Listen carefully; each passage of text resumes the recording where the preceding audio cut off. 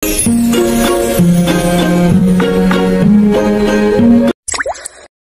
আপনি? আর এখানে একা একা দাঁড়িয়ে আছেন বৃষ্টির মধ্যে? ভয় করছে না আপনার? জায়গাটা ভালো না, রাত হলেই অনেক পকেটের ছেলেদের উৎপাত ঘটে এখানে। না মানে বন্ধুদের সঙ্গে ঘুরতে এসেছিলাম। এই গ্রামটা কিন্তু বৃষ্টি নামায় ওদের কাছ থেকে আলাদা হয়ে গিয়েছি, আর তেমন কিছু একটা চিনি না, তাই এখানে দাঁড়িয়ে আছি। নেহা কথাটি বলছিল আর কাঁপছিল। স্বাধীন এটা দেখে নেহার দিকে এগিয়ে যায়। নেহা অজ্ঞান হয়ে স্বাধীনের কোলে ঢলে পড়ে। স্বাধীন তড়িঘড়ি করে নেহাকে ধরে ফেলে, কি করবে বুঝতে পারে না, তাই পাজাকোলা করে তার বাড়ির দিকে নিয়ে যেতে লাগে। বাড়িতে নিয়ে গিয়ে মুখে পানি দিতে লাগে, কিন্তু জ্ঞান ফিরে আসে না, হাত পা ঠান্ডা হয়ে আছে। এইটা দেখে স্বাধীন অনেকটা ভয় পেয়ে যায়। নেহাকে গরম কাপড় দিয়ে ঢেকে দেয়। ঠিক তখনই কেউ দরজার কড়া নাড়ে। স্বাধীন হক চুকিয়ে যায়, এত রাতে কে আবার এসেছে। তড়িঘড়ি করে দরজা খুলে দেখে অনেক মানুষ, প্রত্যেকের হাতে লাঠি আর টর্চ লাইট। এটা দেখে স্বাধীন ভয় পেয়ে যায়। ঠিক তখনই একটা বৃদ্ধ লোক স্বাধীনের কাছে এসে বলে, বাবা, তোমাকে তো অনেক ভালো জেনেছিলাম আমরা। তোমার বাবা মা অ্যাক্সিডেন্টে করে মারা যাওয়ার পর তোমাকে এই গ্রামে থাকতে দিয়েছি আমরা, আর তুমি কিনা আমাদের মান সম্মান নষ্ট করলে। আঙ্কেল, কি বলছেন এগুলো? কিছুই তো বুঝতে পারছি না আমি। ঠিক তখনই পিছন থেকে একটা ছেলে বলে ওঠে, ওই যে ওই মেয়েটা, ওনাকে তো কোলে করে আনতে দেখলাম জঙ্গলের মধ্যে থেকে। তারপর স্বাধীনকে পাশ কেটে রুমের মধ্যে প্রবেশ করে। বৃদ্ধ মেয়েটার কাছে গিয়ে গায়ে হাত দিয়ে দেখে অনেক জ্বর। স্বাধীনের দিকে রেগে তাকিয়ে স্বাধীনের কাছে এসে ঠাস ঠাস করে দুইটা থাপ্পড় লাগিয়ে দেয়। কি করেছিস তুই? অসুস্থ একটা মেয়ের সুযোগের সদ্ব্যবহার করলেই। মানে কি বলছেন এগুলো আঙ্কেল? কিছুই তো বুঝতে পারছি না আমি। আর আপনারা এত রাতে আমার বাড়িতে? এত রাতে না আসলে তো তোর আসল রূপ দেখতে পারতাম না, যে ভদ্র চেহারার মাঝে লুকিয়ে আছে অভদ্র একটা ছেলে। এই তোরা দেখছিস কি? মার ওকে। কথাটা বলার সঙ্গে সঙ্গে সেইখানে থাকা বেশ কিছু ছেলে সে স্বাধীনকে লাঠি দিয়ে মারতে লাগে। স্বাধীনের শরীরের অনেকটা অংশ কেটে রক্ত বের হতে লাগে। অন্যদিকে ঘরের মধ্যে চিৎকার চেঁচামেচিতে নেহার জ্ঞান ফিরে আসে। মিটমিট করে তাকিয়ে দেখে একটা রুমে সে শুয়ে আছে, পাশে অনেকগুলো লোক দাঁড়িয়ে আছে, একটা ছেলেকে মারছে। নেহাকে জ্ঞান ফিরতে দেখে বৃদ্ধ বলে, মা তুমি ভয় পেও না, আমরা এসেছি। ও যে এত বড় একটা কাজ করবে কখনো ভাবতেও পারিনি আমরা। তুমি ভয় পেও না, ওকে উচিত শিক্ষা দেব। কি বলছেন এগুলো? কিছুই তো বুঝতে পারছি না। এই থাম তোরাই, এবার ওকে অনেক মেরেছিস, মরে যাবে ছেলেটা। আর তুই গিয়ে এখন এই কাজী সাহেবকে ডেকে নিয়ে আয়। ঠিক আছে, আমি এখনই যাচ্ছি। বৃদ্ধর কথা মতো সবাই স্বাধীনকে মারা বাদ দেয়। তারপর একটা ছেলেকে কাজী সাহেবকে ডেকে আনার জন্য স্বাধীন অবাক হয়ে যায়, কি করছে এরা। সঙ্গে সঙ্গে স্বাধীন বৃদ্ধার পা জড়িয়ে ধরে বলতে লাগে, বিশ্বাস করেন আঙ্কেল, আপনারা যা ভাবছেন একদমই ভুল। আমি কিছুই করিনি। আমি পাশের গ্রামে টিউশনি করিয়ে আসছিলাম। পথে বৃষ্টি, তাই ভিজে ভিজে যে বাসায় ফিরছিলাম জঙ্গলের মধ্যে দিয়ে আসার সময় হঠাৎ পাশে তাকিয়ে দেখি এই মেয়েটা দাঁড়িয়ে আছে, বৃষ্টিতে ভিজছে। আমি মেয়েটার কাছে গিয়ে কথা বলতে অজ্ঞান হয়ে যায়। বুঝতে পারি না ওইখানেই রেখে আসবো কি না, তাই কোলে করে বাসায় নিয়ে আসি। আপনারা আমাকে ভুল বুঝছেন। হয়েছে, তোর আর কোনো কথা শুনতে চাচ্ছি না আমি। চুপচাপ আমরা যা করছি শুধুমাত্র তাই দেখে যা। অন্যদিকে নেহা সুদর্শক সবকিছু দেখে যাচ্ছে, কোনো কিছু বলছে না। ঠিক একটু পর কাজী সাহেব চলে আসে। তারপর স্বাধীন আর নেহার বিয়ের কার্যক্রম ঠিক করে। তখনই নেহা বুঝতে পারে কি ঘটছে তার সঙ্গে। হারিয়ে গিয়ে চিৎকার করে বলতে লাগে, আপনারা কি পাগল নাকি? আমার মত নেই। আপনারা বিয়ে দিচ্ছেন মানে কি? এইসব আমি এই বিয়ে করতে পারবো না। ছেলে যা বলছে সত্যি। আমি এখানে ঘুরতে এসেছি আমার বন্ধুদের সঙ্গে, বৃষ্টিতে ওদের কাছ থেকে আলাদা হয়ে যাই আমি। আর জঙ্গলের কোনো কিছুই চিনতাম না, তাই ওখানে দাঁড়িয়েছিলাম। ঠিক তখনই ছেলেটার সঙ্গে দেখা হয় আমার। দু একটা কথা বলতেই আমি অজ্ঞান হয়ে পড়ি। তারপর আর কিছু মনে নেই। জ্ঞান ফিরতে ঘরের মধ্যে আবিষ্কার করি আমি আমাকে। নেহার কথা শুনে পাশ থেকে একটা বৃদ্ধ মহিলা বলে ওঠে, হয়েছে চেয়ারম্যান সাহেব, দেখেছেন শুধু স্বাধীনের দোষ নেই, মেয়েটারও দোষ আছে। দুজনে মিলে আনন্দ ফুর্তি করে চেয়েছিল তারা চলে যাবে, কিন্তু যখন মেয়েটা অজ্ঞান হয়ে যায় স্বাধীন বাসায় নিয়ে আসে, আর আমরা বিয়ে দিচ্ছি, ওনারা মানছেন না। তারপর সেইখানে থাকা প্রত্যেকে নেহাকে বাজে কথা বলতে লাগে। ঠিক তখনই সেইখানে স্বাধীন চিৎকার দিয়ে বলে ওঠে, ওনাকে কেউ বাজে কথা বলবেন না। হ্যাঁ, আমার দোষ। আমি তখন ওনাকে জঙ্গলের মধ্যে একলা পেয়ে রেপ করেছি। আরও কিছু শুনতে চান আপনারা? আর কাজী সাহেব, আপনি বিয়ে পড়ানো শুরু করেন। অন্যদিকে নেহা সেইখানে থাকা বৃদ্ধ মেয়েগুলোর কথা শুনে নেহা কান্না করতে লাগে। স্বাধীনের কথা শুনে আরও হাউমাউ করে কান্না করতে লাগে। দেখতে দেখতে কাজী সাহেব বিয়ের কার্যক্রম শেষ করে নেহার অনিচ্ছা থাকতেও সকলেই জোড়াজড়িতে বিয়ে করতে রাজি হয়। দেখতে দেখতে বিয়ে পর্ব শেষ হয়। এক এক করে সবাই রুম থেকে বের হয়ে নিজ নিজ বাসায় চলে যায়, শুধুমাত্র চেয়ারম্যান ছাড়া। দেখ, যা করেছিস করেছিস, কিন্তু এখন থেকে দুইজন সুখে শান্তিতে সংসার কর, এই দোয়াটাই করি। আর হ্যাঁ, একদম চালাকি করবি না। যদি চালাকি করিস আর এই মেয়েটাকে যদি গ্রাম থেকে বের হতে সাহায্য করিস, তাহলে কিন্তু আমরা সবাই তোকে এই গ্রাম থেকে বের করে দেব। আমরা চাই না যে তোর জন্য আরো কোনো মেয়ের সম্মানহানি হোক। ঠিক আছে। তারপর চেয়ারম্যান সাহেব স্বাধীনের বাড়ি থেকে বের হয়ে যায়। স্বাধীন দরজা লাগিয়ে পেছনের দিকে ফিরতে নেহা এসে ঠাস ঠাস করে দুইটা থাপ্পড় লাগিয়ে দিয়ে বলতে লাগে, কুত্তার বাচ্চা, তুই কেন বললি যে তুই আমাকে রেপ করতে নিয়েছিলি?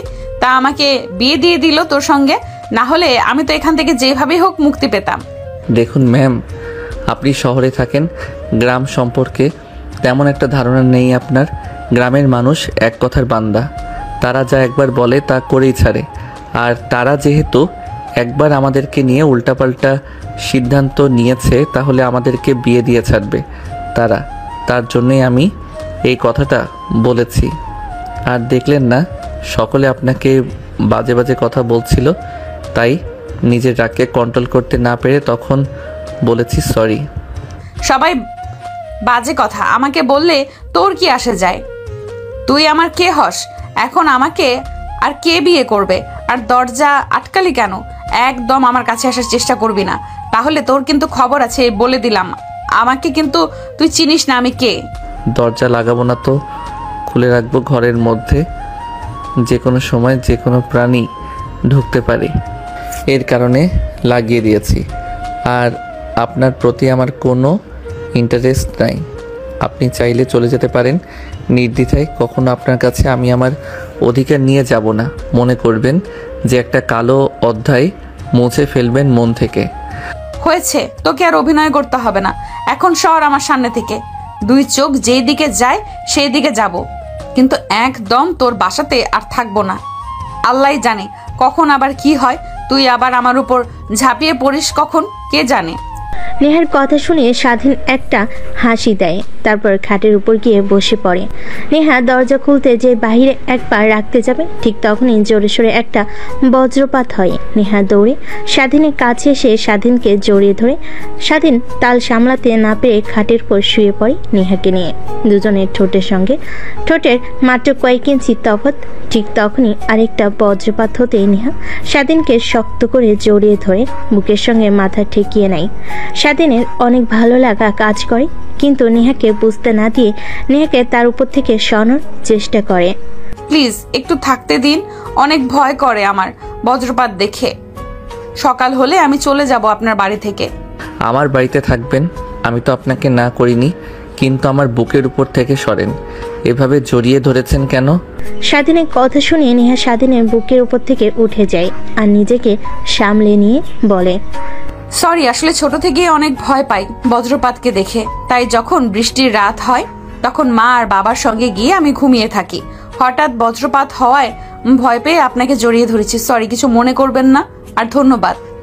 ধন্যবাদ দিতে হবে না। হাজার হন, কাগজে কলমে মানেন আর না মানেন, আপনি তো আমার স্ত্রী, তাই থাকতে পারেন, সমস্যা নেই। এখন কি দরজা লাগাতে পারি না কি সারা রাত এইভাবেই খোলা রাখবো? না না, খোলা রাখতে হবে না, যান গিয়ে দরজা লাগিয়ে দিয়ে আসেন। তারপর স্বাধীন গিয়ে দরজা লাগিয়ে রুমের মধ্যে আসে। কিচেন রুমে গিয়ে খাবার বেড়ে একটা প্লেটে তার রুমে এসে খেতে লাগে। পাশ থেকে নেহা স্বাধীনের দিকে ড্যাপ ড্যাপ করে তাকিয়ে বলতে লাগে, কেউ হয়তো বা ভুলে গিয়েছে যে রুমের মধ্যে আরো একজন আছে, আর সে না খেয়ে আছে, তাকেও একটু খাবার দেওয়া উচিত। নেহার কথা শুনে স্বাধীন নেহার দিকে পিট করে তাকিয়ে থাকে। তার দিকে তাকিয়ে থাকতে দেখে মাটির দিকে তাকিয়ে থাকে। স্বাধীন বলে, হয়েছে, আর ঢং করতে হবে না। আমার রুমে একটাই প্লেট, এই বাড়িতে শুধু আমি একাই থাকি, দ্বিতীয় কোনো ব্যক্তি থাকে না। আর আমার কোনো আত্মীয় স্বজন নেই এই পৃথিবীতে, শুধু আমি একা। তাই একটাই প্লেট আছে, আমি খাবো না, আপনি খাবেন। অনেক ক্ষুধা পেয়েছে, দুপুরে খাবার খাইনি, তাই নিজেকে কন্ট্রোল করতে না পেরে আগে খাচ্ছি। আমার খাওয়া শেষ হলে প্লেটটা পরিষ্কার করে আমি আপনাকে আবার খাবার দেব। স্বাধীনের কথা শুনে নেহার কেন জানি অনেক মায়া মায়া লাগে। এটুকু একটা ছেলে কিভাবে এতটা কষ্ট সংগ্রাম করে বাঁচে। স্বাধীনের খাবার খাওয়ার দিকে এক নজরে তাকিয়ে থাকে। স্বাধীন এটা দেখে খানিকটা অবাক হয়ে যায়। তারপর খাওয়া দাওয়া শেষ করে কিচেনে গিয়ে প্লেট পরিষ্কার করে নেহার জন্য খাবার নিয়ে এসে দেয় খাওয়ার জন্য। তারপর স্বাধীন রুম থেকে বের হয়ে যায়। একটু পর রুমে প্রবেশ করে দেখে নেহা খাবার খাওয়া হয়ে গেছে। তারপর নেহাকে বলে, আপনি উপরে ঘুমিয়ে পড়েন। আমি এতটা অমানুষও না যে একটা মেয়ের সুযোগের সদ্ব্যবহার করব। নির্দ্বিধায় ঘুমাতে পারেন। আর আমি নিচে ঘুমিয়ে পড়েছি, কোনো সমস্যা হলে আমাকে ডাক দিয়েন। ঠিক আছে। কথাটা বলে নেহা ঘুমিয়ে পড়ে কাঁথা গায়ে নিয়ে। কিন্তু নেহার ঘুম আসে না, অনেক শীত করতে লাগে। ঠিক তখনই নিজের দিকে তাকাই, স্বাধীনের দিকে দেখে একটা বালিশ নিয়ে খালি গায়ে শুয়ে আছে। শরীরের উপরে কোনো কাঁথা নেই, হয়তোবা একটা ব্যতীত আরেকটা নাই বাড়িতে। এই পর্যায়ে নেহা এই পাশ ওই পাশ করতেই ঘুমিয়ে যায়। পরের দিন সকালবেলা নেহার ঘুম ভাঙতেই দেখে স্বাধীন রুমে নেই। রুমের মধ্যে আয়না থেকে বাইরে এসে দেখে স্বাধীন ব্রাশ করছে। নেহা স্বাধীনের পাশে গিয়ে দাঁড়িয়ে বলে, কিন্তু তোমার কি ভয় করে না এই নির্জন পরিবেশে থাকো তুমি? ও ম্যাম, উঠে পড়েছেন? তাহলে একটা কথা মনে রাখবেন, যার পৃথিবীতে কেউ নেই ম্যাডাম, তার আল্লাহ আছে। একটা কথা সবসময় মনে রাখবেন। আর শুধুমাত্র রাতটা এসে এই বাড়িতে থাকি। তুমি তোমার লাইফ নিয়ে অনেক স্ট্রাগল করো, তাই না? আমি দোয়া করি তুমি অনেক বড় কিছু হবে একদিন। দিনভর কাজ করতে হয়, কলেজ করি, এইভাবে সময় পেরিয়ে যায়। শুধু রাতে এসে বাড়িতে থাকি।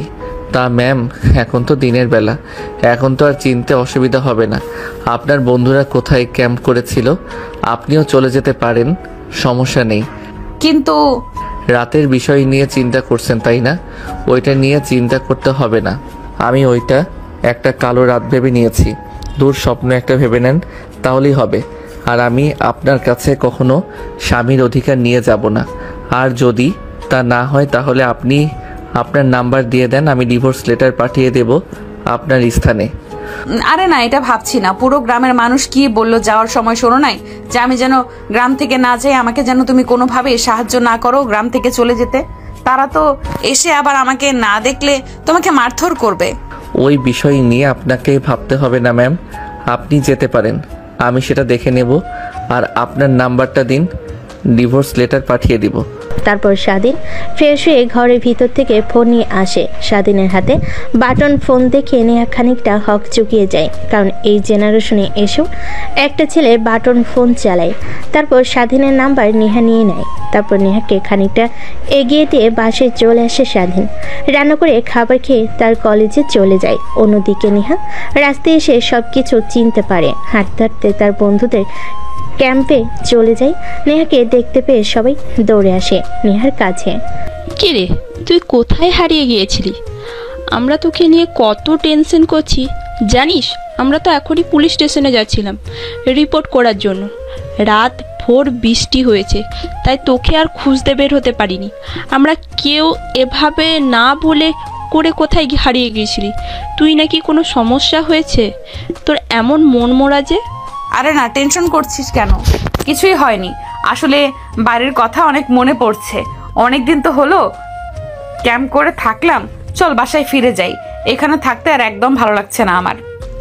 হ্যাঁ, ঠিক বলেছিস। তুই স্যারকে বললাম তোর কথা, স্যার অনেক চিন্তিত হয়ে পড়েছে। পাশের ক্যাম্পে রেস্ট নিচ্ছে মনে হয়। আর রাতে কই ছিলি? আর বলিস না, রাতে কথাটা বলতে গিয়ে নেহা থেমে যায়, মনে মনে ভাবতে লাগে সকল বিষয় কি এদেরকে খুলে বলবো? যদি বলি তাহলে তো সবাই উল্টাপাল্টা ধারণা করবে।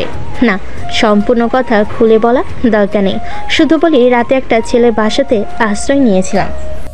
আরে না, তোদের কাছ থেকে আলাদা হয়ে যাওয়ার পর আমি কিছুই চিনতে পারি না। হাঁটতে হাঁটতে একটা বাড়ির সামনে চলে যাই, তারপর দরজায় কড়া নাড়তে একটা ছেলে বের হয়। তারপরে ওখানে আমি আশ্রয় নিয়েছিলাম। জানিস, ছেলেটা অনেক ভালো, একটা নিরিবিলি পরিবেশে থাকে। ও আচ্ছা, তাহলে এই ব্যাপার। আর আমরা তোকে নিয়ে কতই চিন্তা করছিলাম, তোর ফোনে কতবার ফোন করেছি। আমার ফোনের চার্জ তো ছিল না যে তোদের সঙ্গে কথা বলবো। আচ্ছা বাদ দে সে সকল কথা, আমি চলে এসেছি তো, এখন তো হ্যাপি। ঠিক তখনই পাশ থেকে প্রিন্সিপাল স্যার বলে ওঠে, মা তুমি এসেছো? আমরা তোমাকে নিয়ে কত চিন্তা করতেছিলাম। আমরা সবাই তোমার বাবাকে ফোন করে তোমায় পাওয়া যাচ্ছে না কথাটা বলতে তোমার বাবা একদম পাগল হয়ে গিয়েছে। ওয়েট, আমি তোমার বাবাকে এখনই ফোন করে বলছি তোমাকে পেয়েছি আমরা। তারপর প্রিন্সিপাল স্যার দূরে গিয়ে নেহার বাবা মার কাছে ফোন করে বলে দেয় যে নেহাকে পাওয়া গেছে। তারপর দিনভর নেহা আর তার বান্ধবীরা একসঙ্গে অনেক আনন্দ করে। ঠিক তখনই পাশ থেকে নেহার বান্ধবী বলে ওঠে, আগামীকাল সকালেই তো চলে যাব। তোর কথা শুনে যা বুঝতে পারলাম ছেলেটা অনেক ভালো। ওরে, ওকে অনেক দেখতে ইচ্ছা করছে আমাদের। চল কালকে যাবার সময় একবার ছেলেটাকে দেখে তারপর যাব। আর আদেও এইখানে আসতে পারবো কি না আল্লাহ জানে। এইবার যে কাহিনী ঘটে গেল, আর কখনো মা বাবা আর আসতে দেবে না, দেখে নিস। নেহা তার বান্ধবীর কথা শুনে কেন জানি স্বাধীনকে দেখতে অনেক ইচ্ছে করে, তাই তার মাথা দিয়ে হ্যাঁ জানি দেখতে দেখতে রাত হয়ে যায়। নেহা তার বান্ধবীদের সঙ্গে আড্ডা দিতে দিতে রাত যখন গভীর হয় তখন ঘুমিয়ে যায়। পরের দিন ভোর হতেই ঘুম ভেঙে যায় সবার। তারপর সবাই ক্যাম্প ভেঙে রেডি হতে লাগে বাড়িতে যাওয়ার জন্য। ঠিক তখনই নেহা আর তার বান্ধবীরা প্রিন্সিপাল স্যারের কাছে গিয়ে বলে, স্যার আপনাকে তো সব কথা খুলেই বললাম। আমাকে একটা ছেলে রাতে থাকতে দিয়েছিল। আমার সব বান্ধবীরা জেদ করছে যে তার সঙ্গে গিয়ে দেখা করে আসবে আর ধন্যবাদ জানিয়ে আসবে। আপনি অনুমতি দিলে আমরা যেতাম ছেলেটার সঙ্গে দেখা করতে। আচ্ছা মা, যাও, সমস্যা নেই, কিন্তু দেখে শুনে যাও। কালকে বৃষ্টি হয়েছে সারা রাত ভোর, অনেক জায়গায় কাদা পানি জমে আছে। তারপর নেহা আর তার বান্ধবীরা স্বাধীনের বাসার দিকে অগ্রসর হতে লাগে। নেহা সামনে সামনে পিছে তার বান্ধবীরা। দেখতে দেখতে স্বাধীনের বাড়ির কাছে চলে আসে, দেখে বাসায় তালা লাগানো। নেহা বুঝতে পারে না এত সকালে কোথায় গিয়েছে। আবার ঠিক তখনই পাশ দিয়ে একটা ছেলেকে যেতে দেখে নেহা ছেলেটার কাছে গিয়ে পিছন থেকে ডাক দিতে ছেলেটা নেহার কাছে এসে বলে, আপনি এসেছেন? তা স্বাধীন তো বললো আপনি চলে গিয়েছেন, আর আমরা স্বাধীনকে মেয়ের গ্রাম থেকে তাড়িয়ে দিয়েছি। ওর মতো খারাপ ছেলে এই গ্রামে না থাকলে ভালো হয়, আর আপনি আবার এসেছেন। কি কিন্তু কেন মেরে গ্রাম থেকে তাড়িয়ে দিয়েছ? দেখুন, চেয়ারম্যানের রাতে কি বলছিল যে আপনি যদি গ্রাম থেকে চলে যান আর স্বাধীন যদি সাহায্য করে তাহলে তাকে গ্রাম থেকে তাড়িয়ে দেবে। চেয়ারম্যান এক কথার মানুষ, তাই ওকে মেরে কালকে রাতে গ্রাম থেকে তাড়িয়ে দিয়েছে। কোথায় আছে কে জানে। নেহা কথাটা শুনে অনেকটা অবাক হয়ে যায়, কিন্তু ছেলেটাকে কোনো কিছু বুঝতে দেয় না। পাশে দাঁড়িয়ে থাকা নেহার বান্ধবীরা নেহার দিকে অবাক দৃষ্টিতে তাকিয়ে থাকে।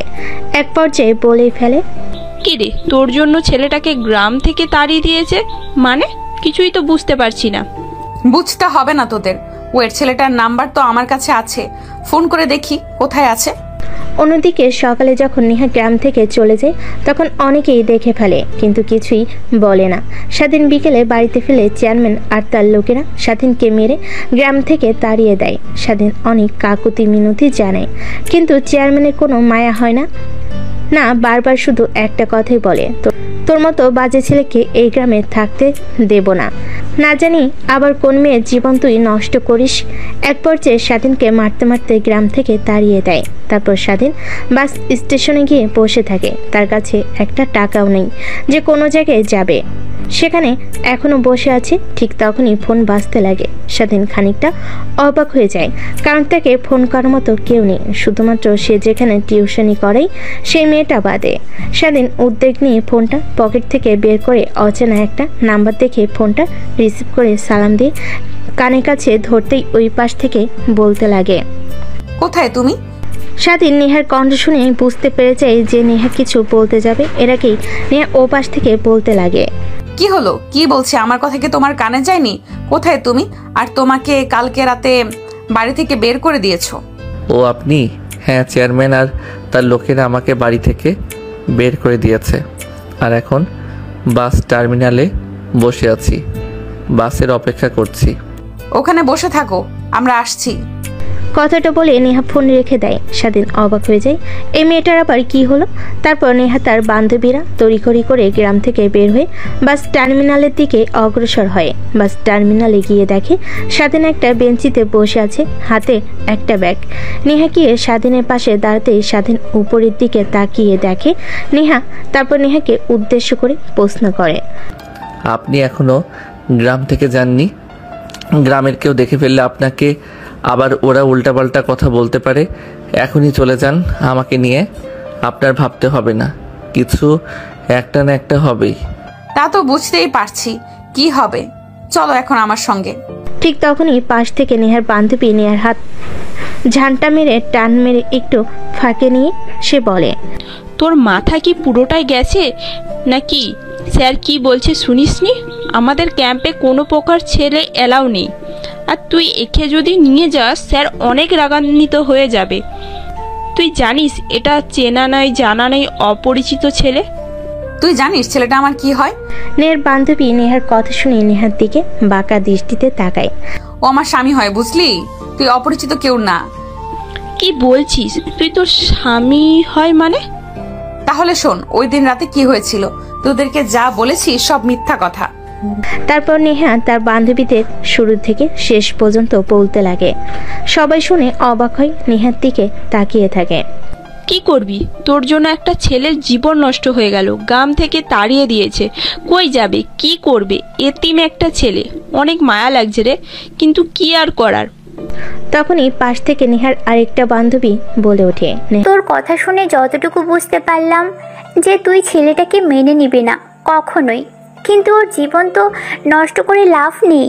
তোর বাবার তো অনেক অনেক টাকা, তুই নিশ্চয়ই ছেলেটাকে কিছু একটা করে দিতে পারবি। কিন্তু তার জন্য তো ওর লেখাপড়া করতে হবে। আমার দেখে যা মনে হয় ওই ছেলেটা এসএসসি পরীক্ষা দিয়েছে বোধহয়, পিচ্ছি একটা ছেলে। ওকে তো আর তোর বাসাতেও নিয়ে যেতে পারবি না, কি বলবি তোর বাবা মাকে?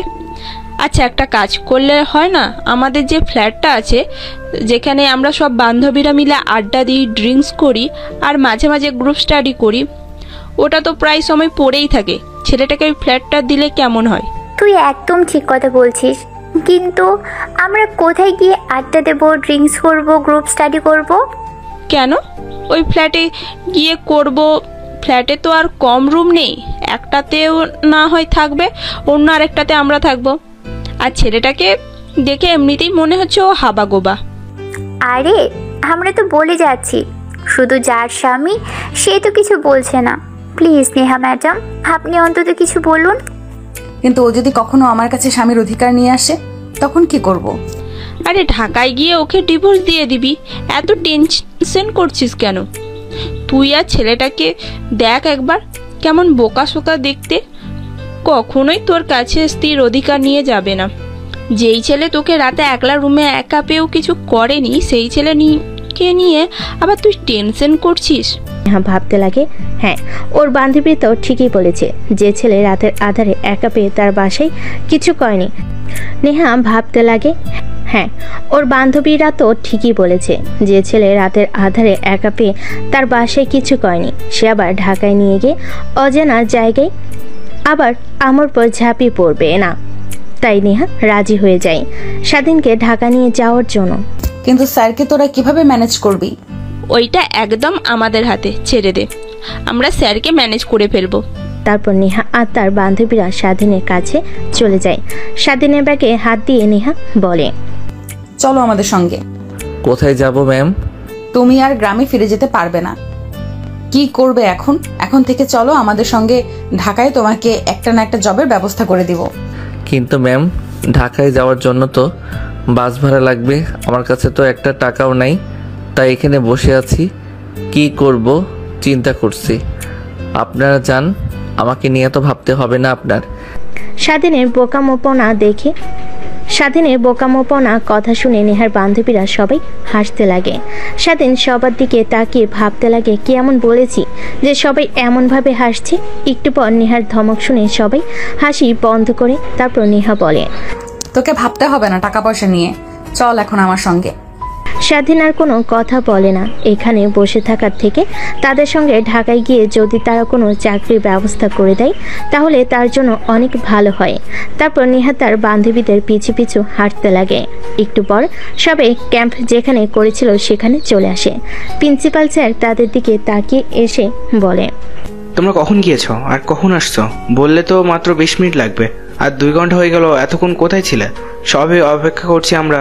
ঢাকায় ফিরতে হবে তো, আবার ফিরতে ফিরতে রাত হয়ে যাবে না হলে। তারপর নেহা আর তার বান্ধবীরা প্রিন্সিপাল স্যারের সঙ্গে স্বাধীনের মোলাকাত করে দেয়। তারপর প্রিন্সিপাল স্যারকে বোঝাতে লাগে, কিন্তু সে বুঝতে নারাজ। তাদের সঙ্গে কোনো ছেলে মানুষকে একদম অ্যালাউ করবে না। অবশেষে নেহার বান্ধবীদের কথায় প্রিন্সিপাল স্যার রাজি হয়ে যায় স্বাধীনকে ঢাকায় নিয়ে যাওয়ার জন্য। তারপর সবাই সকালের খাওয়া দাওয়া করে বাসে উঠে পড়ে ঢাকায় যাওয়ার জন্য। বাস চলছে তার আপন গতিতে। নেহা কানে হেডফোন দিয়ে গান শুনছে, তার বান্ধবীদের সঙ্গে নাচানাচি করছে। স্বাধীন বাইরের দিকে তাকিয়ে আছে। এর আগে কখনো গ্রামের বাইরে যাওয়া হয়ে ওঠেনি তার, তাই এক দৃষ্টিতে বাহিরের গাড়ি দালান কোঠার দিকে তাকিয়ে আছে। দেখতে দেখতে গাড়ি এসে দাঁড় হয়ে নিহাদের কলেজের সামনে। এক এক করে সবাই গাড়ি থেকে নেমে যায়। স্বাধীনও নেমে আসে গাড়ি থেকে। আশপাশে চোখ বুলিয়ে বড় বড় দালান কোঠা দেখে অবাক হয়ে যায়। সেদিকে তাকিয়ে থাকে নেহা আর তার বান্ধবীরা স্বাধীনকে দেখে বুঝতে পারে যে সে কখনো এর আগে ঢাকায় আসেনি। তারপর নেহা আর তার বান্ধবীরা স্যারদের কাছ থেকে বিদায় নিয়ে স্বাধীনকে নিয়ে তারা যে ফ্ল্যাটে আড্ডা দিত সেইখানে চলে আসে। আজ থেকে তুমি এখানেই থাকবে, আর কোনো সমস্যা হলে আমার নাম্বারটা তো আছেই, তুমি ওটাতে ফোন করবে। আর তুমি কি লেখাপড়া করো নাকি? তোমাকে তো দেখে মনে হলো যে তুমি লেখাপড়া করো, তখন বলছিলে যে টিউশন করাও। হ্যাঁ, এইবার এসএসসি দিয়েছি, রেজাল্ট পেয়েছি, আলহামদুলিল্লাহ A+ এসেছে। কিন্তু কেন? তাহলে তো হয়ে গেল, তোমাকে এখানে ভালো একটা কলেজে ভর্তি করিয়ে দেব। আর তুই ভালো টাকা পয়সা নিয়ে টেনশন করিস না। আর জীবনে বড় হতে হলে লেখাপড়া করতে হবে, লেখাপড়ার অবদান অপরিসীম। মনোযোগ দিয়ে লেখাপড়া কর, তারপর আমি আমার বাবার কোম্পানিতে তোকে একটা ভালো চাকরি দিয়ে দেব। ঠিক আছে ম্যাম। তারপর নেহা স্বাধীনকে সবকিছু দেখিয়ে দিতে লাগে। স্বাধীন সবকিছু দেখে নেয়। তারপর নেহা আর তার বান্ধবীরা ফ্ল্যাট থেকে বের হয়ে যে যার বাসে চলে যায়। নেহা বাসে গিয়ে তার বাবা মার সঙ্গে দেখা করে রুমে গিয়ে ফ্রেশ হয়ে একটা লম্বা ঘুম দেয়। ঘুম থেকে উঠে দেখে রাত 8টা বেজে গেছে। অন্যদিকে স্বাধীন রাত হয়ে যাওয়ায় অনেক ক্ষুধা লাগে। সে কি করবে বুঝে উঠতে পারে না। সে নেহাকে ফোন করবে, কিন্তু ফোন করতে গিয়ে দেখে তার ফোনে টাকা নেই।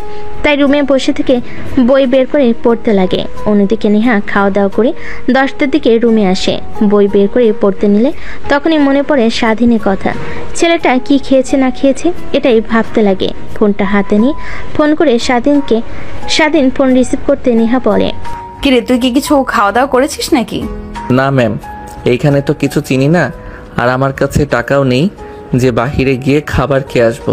তুই তো রান্না করতে পারিস, চিকেন। রুমে গিয়ে দেখ, সেইখানে সবকিছু আছে। আচ্ছা ওয়েট, তোকে কিচেন রুমে যেতে হবে না, তুই কিছু বুঝতে পারবি না। আমি অনলাইনে খাবার অর্ডার দিয়ে দিচ্ছি, একটু পর দরজায় কলিং বেল দিলে খুলে খাবারগুলো নিয়ে নিস, কেমন? আর কোনো প্রয়োজন হলে আমাকে ফোন করিস। কিন্তু ম্যাম, আমার ফোনে তো টাকা নাই যে আমি আপনাকে ফোন করব। আমি টাকা পাঠিয়ে দিয়েছি। আর আরেকটি কথা, আমাকে ম্যাম বলবে না, আমাকে আপু বলে ডাকবে। আমাকে আর আমার বান্ধবীর সবাইকে আপু বলে ডাকবি, ম্যাম বলতে হবে না। রাখি এখন। তারপর নেহা ফোন রেখে দেয়। নেহা পড়তে পড়তে ঘুমিয়ে পড়ে। অন্যদিকে একটু পর দরজায় কলিং বেল দিতে স্বাধীন গিয়ে দরজা খুলে দেয়। ডেলিভারি ম্যান খাবার দিয়ে গেল। স্বাধীন খাবার খেয়ে নেয়, তারপর ঘুমানোর চেষ্টা করে, কিন্তু এর আগে কখনো নরম বিছানায় ঘুমায়নি, তাই ঘুম আসে না। জোর করে ঘুমিয়ে পড়ে। পরদিন সকালবেলা অনেক সকালে ঘুম ভেঙে যায়। তার আশেপাশ থেকে আজানে সুমিষ্ট ধ্বনি ভেসে আসতে লাগে। স্বাধীন ওয়াশরুমে চলে যায়। ফ্রেশ হয়ে অজু করে রুমে এসে ওয়ার্ড্রোবের মধ্যে জায়নামাজ খুঁজতে লাগে, কিন্তু কোথাও পায় না। উল্টো নেহার ছোট ছোট জামা কাপড় দেখে এইটা দেখে স্বাধীন শরম পেয়ে যায়। তারপর ফ্লোরে নামাজ পড়ে নেয়। নামাজ পড়ে বেলকুনিতে এসে সুমধুর পরিবেশ উপভোগ করতে লাগে। বড় বড় দালান কোঠা, এই দালান কোঠার কাছে তাকে একদমই ছোট দেখায়। অন্যদিকে নেহা তার মার ডাকে ঘুম ভেঙে যায়। মা এত সকাল সকাল ডাকাডাকি করছো কেন? রাত ভোর করেছি, একটু ঘুমাতে দাও তো। আরে ঘড়ির দিকে তাকিয়ে দে, কত বাজে? 9টা বাজছে। কলেজে যাবি না? অনেক দিন তো হলো বাহিরে দিয়ে ঘুরে আসলি। ও মা, কি বলো, 9টা বেজে গেছে? তারপর নেহা তড়িঘড়ি করে ওয়াশরুমে চলে যায়। ফ্রেশ হয়ে বাহিরে এসে রেডি হয়ে কাঁধে ব্যাগ নিয়ে বাড়ি থেকে বের হতে যাবে, ঠিক তখনই খাবার টেবিল থেকে নেহার মা বলে ওঠে, কি রে মা, এমন হকচকিয়ে কোথায় যাচ্ছিস? খাবার তো অন্তত খেয়ে যা, তোর কলেজ শুরু হতে এখনো অনেক সময় আছে। না মা, সময় নেই, এক্সট্রা ক্লাস আছে। বাই বাই, আল্লাহ হাফেজ। নেহার আবার কি হলো? কখনো দেখলাম না লেখাপড়ার প্রতি এতটা সিরিয়াস হতে, আজ যেমন ভাব দেখাচ্ছে। আরে ভাত দাও না, তুমি শুধু শুধু মানুষদের সন্দেহ করো। তোমার অফিসের সময় পার হয়ে যাচ্ছে, তাড়াতাড়ি খেয়ে অফিস যাও। তারপর নেহা গাড়ি নিয়ে নিজের ড্রাইভ করতে করতে তাদের ফ্ল্যাটে চলে আসে। দরজায় গিয়ে কড়া নাড়তে স্বাধীন দরজা খুলে দেয়। স্বাধীন নেহাকে হাঁপাতে দেখে বলে, কি হয়েছে ম্যাম, এমনভাবে হাঁপাচ্ছেন কেন? ওই হাঁপাচ্ছি এখনো, তুই ফ্রেশ হসনি? কই ম্যাম, আমি তো অনেক আগে উঠেছি, নামাজ পড়েছি, বাহিরে বেলকনিতে গিয়ে দাঁড়িয়ে থেকে শহর দেখেছি আর রুমের মধ্যে বসে থেকেছিলাম। তুই তো রান্না করতে পারিস, এদিকে কিচেন রুম আর এটা হলো টিভি। তারপর নেহা স্বাধীনকে সবকিছু দেখিয়ে দিতে লাগে। সব দেখিয়ে দেওয়া হলে নেহা সোফায় বসে টিভি অন করে। স্বাধীন পাশে বসে পড়ে। তারপর নেহা স্বাধীনকে প্রশ্ন করে, আচ্ছা, তোর কোনো আত্মীয় স্বজন নেই? আর তোর বাবা মা অ্যাক্সিডেন্ট করে কিভাবে মারা গেল? নেহার কথা শুনে স্বাধীন উপরের দিকে তাকিয়ে দীর্ঘ একটা নিঃশ্বাস ফেলে বলতে লাগে, তাহলে শোনেন, আমার যখন বয়স মাত্র 8 বছর, তখন আমাদের অবস্থা অনেক ভালো ছিল। আমার বাবা গ্রামের চেয়ারম্যান ছিল, সবাই তাকে ভালোবাসতো, অনেক সৎ লোক ছিল। সে আবার অনেক শত্রু ছিল। একদিন বাবার মা আমার নানি বাড়িতে যাচ্ছিল, ঠিক তখনই ট্রাকের সঙ্গে অ্যাক্সিডেন্ট হয়ে মারা যায় বাবা আর মা।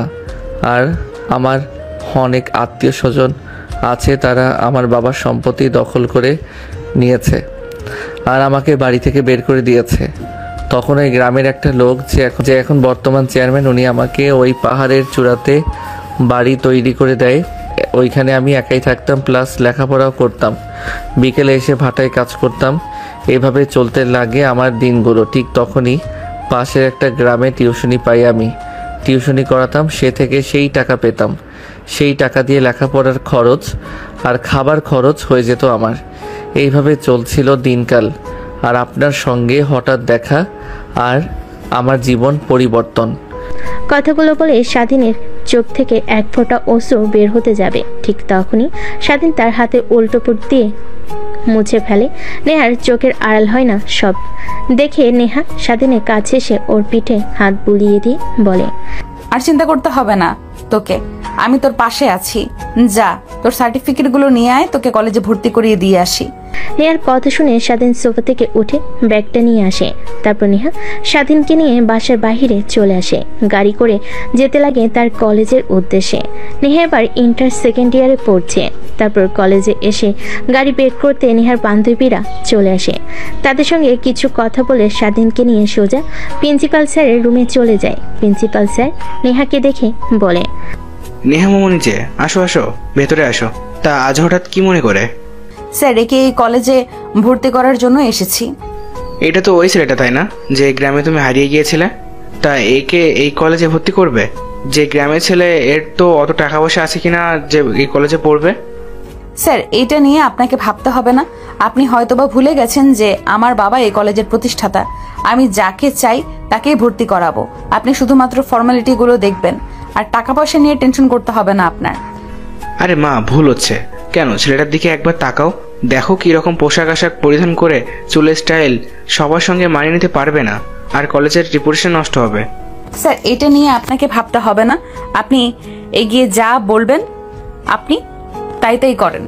তারপর প্রিন্সিপাল স্যার নেহার জোড়াজুড়িতে স্বাধীনকে কলেজে ভর্তি করে নেয়। তারপর প্রিন্সিপালের রুম থেকে বের হয়ে আসে। নেহা তারপর স্বাধীনকে নিয়ে সোজা চলে যায় শপিং মলে। স্বাধীনকে বেশ কিছু জামাকাপড় কিনে দেয়। সেলুনে নিয়ে গিয়ে মাথার চুল সুন্দর করে কেটে দিতে বলে। তারপর নেহা বাইরে গিয়ে অপেক্ষা করতে লাগে। একটু পরে সেলুন থেকে বের হতেই নেহা অবাক হয়ে যায়। মাশাল্লাহ, আমার জুনিয়র বরকে তো দেখতে অনেক কিউট, শুধু গ্রামের পরিবেশে থাকতো দেখে তেমন ভালো দেখায়নি। এই নেহা, কি ভাবছিস তুই এসব? ও তোর জুনিয়র, আর তুই ওকে মেনে নিতে পারবি না কখনোই তোর সঙ্গে। কথাটা নিজে নিজে বলে নেহা নিজের মাথায় আলতো করে টোকা দেয়। জোরে লাগাতে ব্যথাতে আহ করে ওঠে। কি হয়েছে ম্যাম আপনার? আরে তোকে কতবার বলবো আমাকে আর আমার বান্ধবীকে ম্যাম বলে ডাকবে না, আপু বলে ডাকবি। ঠিক আছে ম্যাম। ও সরি আপু। নেহা রাগী দৃষ্টিতে তাকাতে স্বাধীন মুচকি একটা হাসি দেয়। স্বাধীনের হাসি দেখে নেহা দ্বিতীয়বার ক্রাশ খায়। তারপর রেস্টুরেন্টে গিয়ে খাওয়া দাওয়া করে স্বাধীনকে নিয়ে ফ্ল্যাটে চলে যায়। ফ্ল্যাটে গিয়ে নেহা সোফার উপর বসে পড়ে। স্বাধীন কিচেন রুমে গিয়ে শরবত বানিয়ে নেহাকে দেয়। অবাক হয়ে স্বাধীনের হাত থেকে শরবত খেয়ে ফেলে। ঠিক তখনই নেহার ফোনে কল আসে। ফোন রিসিভ করে কানের কাছে ধরতেই ওপাশ থেকে নেহার বান্ধবীরা বলে, কিরে, স্বামীকে পেয়ে একদম আমাদেরকে ভুলেই গেলি। কি বলছিস এসব? তোরা স্বামীকে পেয়ে তোদের ভুলে গিয়েছি মানে? আর কে স্বামী? হয়েছে, তোকে আর ঢং করতে হবে না। দিব্যি তো ফ্ল্যাটটা নিয়ে গিয়ে এনজয় করছিস আর অভিনয় করছিস, তাই না? দেখ, একদম উল্টাপাল্টা কথা বলবি না। ওকে কলেজে ভর্তি করিয়ে দিয়ে শপিং মলে গিয়েছিলাম ওর জন্য পোশাক কিনে দেওয়ার জন্য। তা ম্যাম, এখন আপনি কোথায়? কই আর থাকবো, ফ্ল্যাটে। ফ্ল্যাটে কি করছেন? নিশ্চয়ই জুনিয়র হাজব্যান্ডকে নিয়ে এনজয় করছেন। ডিস্টার্ব করলাম? রাগিয়ে রাখি। দেখ সাথী, একদম রাগাবি না বলে দিলাম। ও, বুঝতে পেরেছি, তাহলে এখনো এনজয় শুরু করেননি। তাহলে ম্যাম দয়া করে দরজাটা খুলবেন, আমরা ফ্ল্যাটের দরজার সামনে দাঁড়িয়ে আছি। নেহার বান্ধবী কথাটা বলতে নেহা গিয়ে দরজা খুলে দেয়। দরজার ওই পাশে নেহার সকল বান্ধবী নেহার রেগে সাথীর দিকে তাকাতেই সাথী নেহাকে পাশ কাটিয়ে সবাই এসে বসে পড়ে। নেহা দরজা লাগিয়ে সাথীর কাছে এসে ওর গলা চেপে ধরে বলতে লাগে, কুত্তি, এই কি সব উল্টাপাল্টা কথা বলছিস তুই? ও আপু, আপনারা চলে এসেছেন। আর নেহা আপু, আপনি সাথী আপুকে মারছেন কেন? আরে কই মারছি? এইটাকে মারা বলে না, এটাকে আদর বলে। আর তুই যা এখন তোর রুমে। আচ্ছা আপু, তোমরা হয়তো অনেক ক্লান্ত, আমি তোমাদের জন্য শরবত বানিয়ে নিয়ে আসছি। কথাটা বলে স্বাধীন কিচেন রুমে চলে যায় শরবত তৈরি করার জন্য। নেহা সাথীকে মারা বন্ধ করে দিয়ে সোফায় বসে তার বান্ধবীদের সঙ্গে আড্ডা দিতে লাগে। ঠিক তখনই পাশ থেকে সাথী বলে ওঠে, কিরে, একদম চেঞ্জ করে ফেলেছিস। ছেলেটাকে এখন একদম চেনাই যাচ্ছে না। কি কিউট, আমি তো দেখে রীতিমতো ক্রাশ খেয়ে ফেলেছি। আচ্ছা, তুই যদি না মেনে নিস তাহলে আমাকে দে, আমি ওকে বিয়ে করে নেব। কথাটা শুনে নেহা তার বান্ধবীর দিকে রাগী দৃষ্টিতে তাকায়। কেন জানি না, সাথীর বলা কথা অনেক খারাপ লাগে তার। একটু পর স্বাধীন হাতে শরবত নিয়ে আসে। তারপর এক এক করে সবাই শরবত নিয়ে খেতে লাগে। বাহ, আমাদের জুনিয়র দুলাভাই দেখছি অনেক ভালো, শরবত বানাতে পারে। তা দুলাভাই কই থেকে শিখেছেন? আমাদেরকেও একটু শিখাবেন কি? দেখ, একদম বাড়াবাড়ি হচ্ছে কিন্তু। আর স্বাধীন, তুই রুমে গিয়ে পড়তে বস, দরজা লাগিয়ে। যে পর্যন্ত আমি গিয়ে না ডাকছি সেই পর্যন্ত খুলবি না। নেহার রাগী কথা শুনে স্বাধীন সেখান থেকে রুমে গিয়ে দরজা লাগিয়ে পড়ার টেবিলে গিয়ে বই পড়তে লাগে। অন্যদিকে বাহিরে নেহার বান্ধবী নেহাকে বলে, ছেলেটাকে এইভাবে কথাগুলো না বললেও পারতি। আমাদের সঙ্গে কথা বলছে, এনজয় করছে, সারাক্ষণ রুমের মধ্যে বসে থাকে। ওকে পাঠিয়ে দিলি কেন? আমরাও তো ওর বড় বোনের মতন। দেখ, আমি চাই না আমাদের জন্য ওর লেখাপড়ায় ক্ষতি হোক। ও আমাদের বুদ্ধিমান একটা ছেলে, ও বড় হয়ে অনেক ভালো কিছু হবে। তো প্লিজ ওকে এইসবের মধ্যে আনিস না। ও নেশা জগতে পা দিলে বের হতে পারবে না।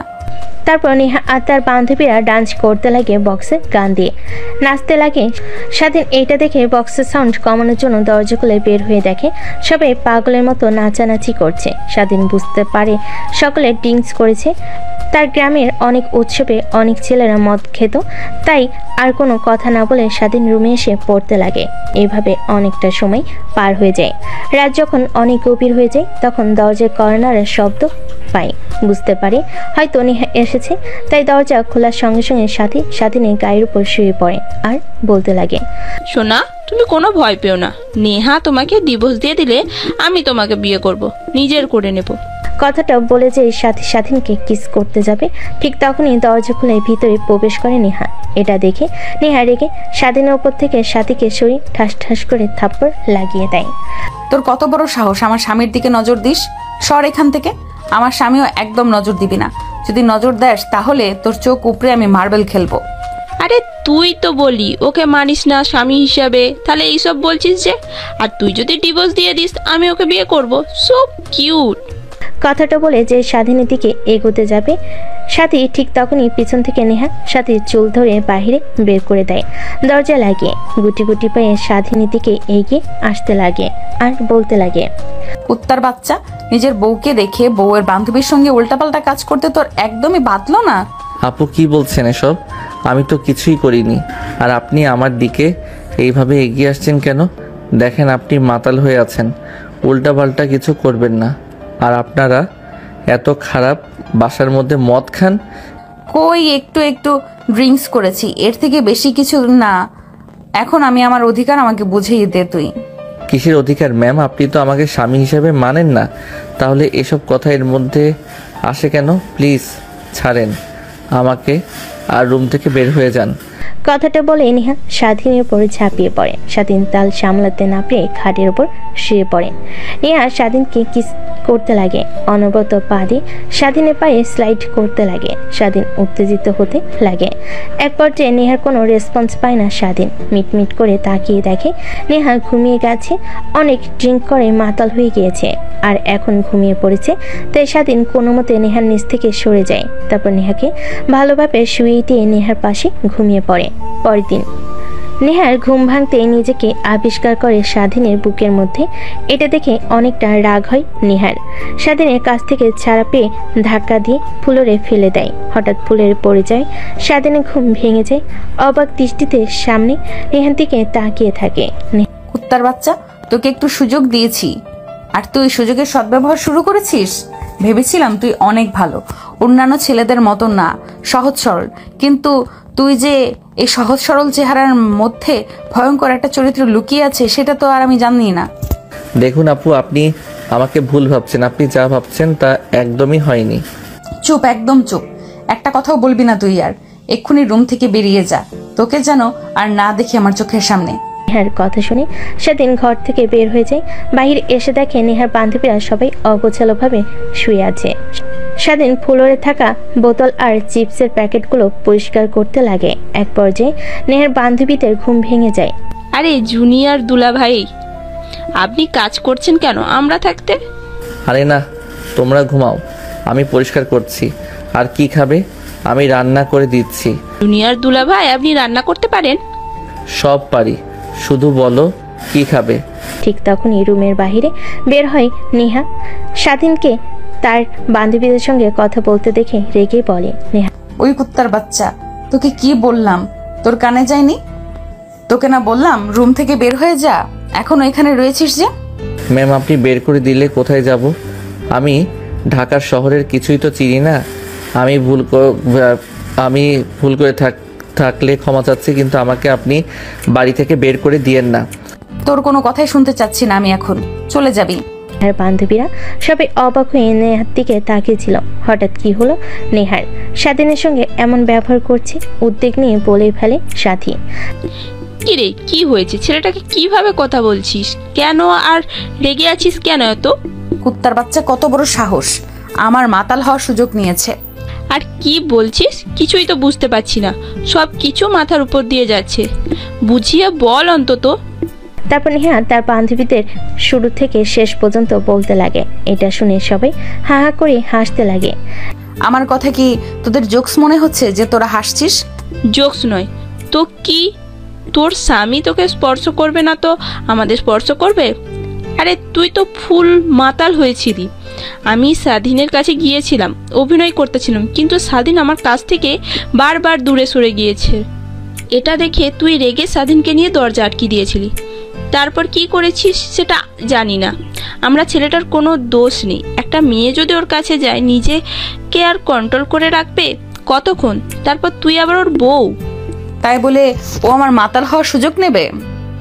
আরে তোর ঠোঁটের লিপস্টিক স্বাধীনের অনেকটা জায়গায় লেগে আছে, ঘাড়ে, কপালে, ঠোঁটে, কিন্তু তোর কোনো জায়গাতেই ওর স্পর্শ নেই। দেখেছিস তো, তুই ওকে জোর করেছিস, ও না।